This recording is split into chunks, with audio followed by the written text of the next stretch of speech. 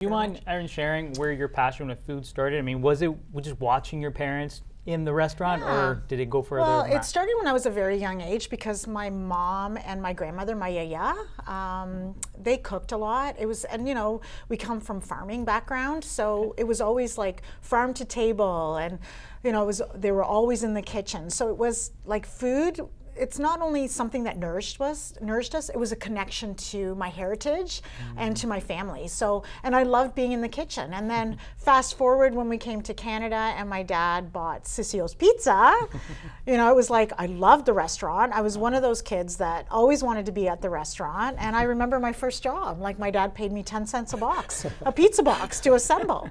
So that's how I started. And also to, being refugees, both my mom and dad worked hard. My mom owns Z&S Fashion Tailors on Minton Street, so both my parents worked very hard. So I was left to kind of help with the household. I have a younger brother, Chris. I've always been Chris's sister. Now Chris is my brother, so which is great.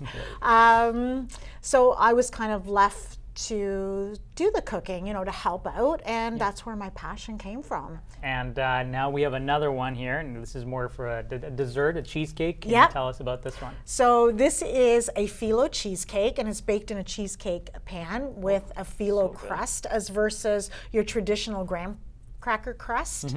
And in Cyprus, we eat a lot of pistachios. So this is a pistachio cream and butter cheesecake, all wrapped around a crispy, buttery phyllo as well. And you specialize in food styling and food photography. Yes. And you were telling me you took those photos? Yes. What inspired you to go down that road? So for me, my philosophy is people eat with their eyes. So it was very important for me to capture that. So that's why I got into photography. And my photography is, I used only natural lighting. And believe it or not, a lot of those photos are taken in my garage. So when I decided to write the cookbook, it was very important for my publisher as well for me to capture them. So it was just, eating with your eyes. And for me, doing it with natural light meant that when people make my recipes, it's what they see is what they get.